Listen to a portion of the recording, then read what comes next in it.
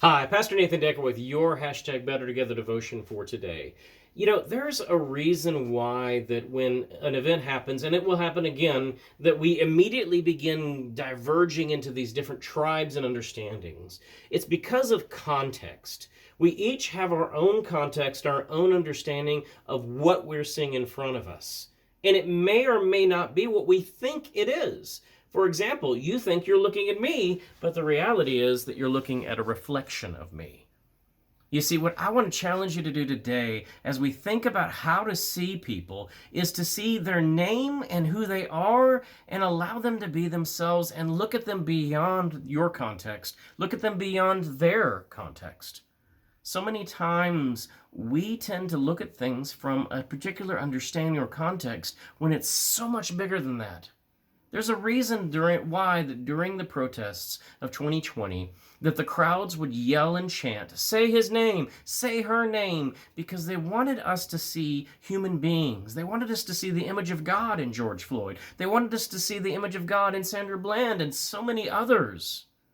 They wanted us to see the image of God, to see the spark of divinity within them that would cause us to understand not where they've been or what's been going on, but just to simply see who they are and to hear their journey. You see, too many times when it comes to events, we tend to see people as we want to see them. We want to see certain groups to be the right and certain groups to not be the right, whether it's subconscious or taught to us or however it is. But if we're really going to see people, if we're going to allow our vision to be beyond context and to truly get through the filters and see human beings, we have to start looking for God in them. We have to start praying for God to reveal God's self in them. Somewhere, somehow, there will be another instance in which a police officer and an African American or black or brown person is interacting as strangers.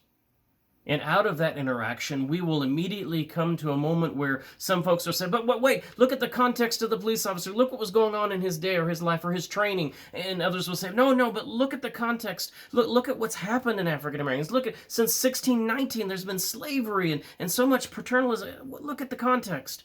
I want to challenge you to look beyond the contexts, to look beyond what we are told to see, and to look and simply see human beings, two people who struggled to love one another, who struggled to treat each other as neighbors, who struggled to know one another's names and treat one another with decency, humanity, as images of God, as divine children. That's what we are called as disciples to be about. Not the hustle and bustle of this group, this tribe, this party, that party. We're called to be about Christ, to be about Jesus. And Jesus calls us as his disciples to see one another, to see each other as a reflection of the divine, to see each other as a reflection of what God's intent in the world is, to see one another better together. God's kingdom is eternally breaking forth, striving to show us how to love, how to be love in this world.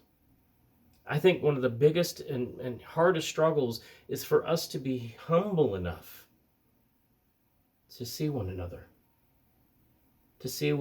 and to see God in one another.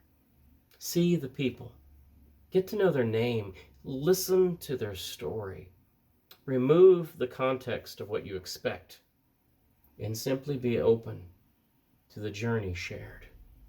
This is Pastor Nathan Decker encouraging you as you go about your faith walk. Find someone to walk with who's tremendously different than you and still is a reflection of God's love. Amen.